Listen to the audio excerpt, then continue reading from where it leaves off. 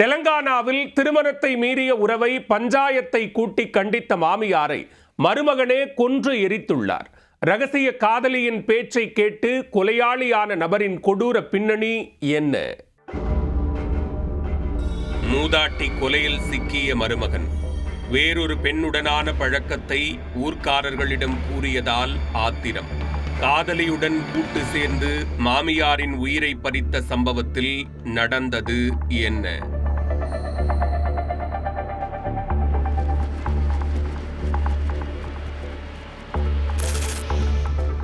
தெலங்கானா மாநிலம் கம்மம் மாவட்டத்தில் உள்ள தும்மூரைச் சேர்ந்த வெங்கட நரசம்மா என்பவரின் மூத்த மகள் மங்காவிற்கு திருப்பதி ராவ் என்பவருடன் திருமணம் நடைபெற்றது.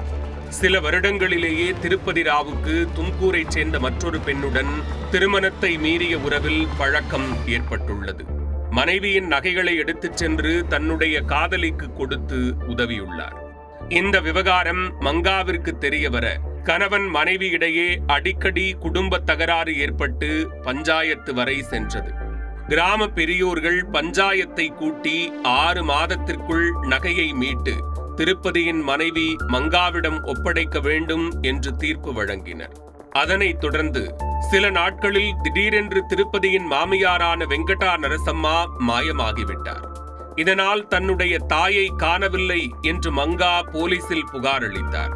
வழக்கு பதிவு செய்து விசாரணையை தொடங்கிய போலீசாருக்கு திருப்பதியின் நடவடிக்கை மீது சந்தேகம் ஏற்பட்டது. இதனால் அவரை காவல் நிலையம் வரவழைத்து தீவிர விசாரணை மேற்கொண்டனர்.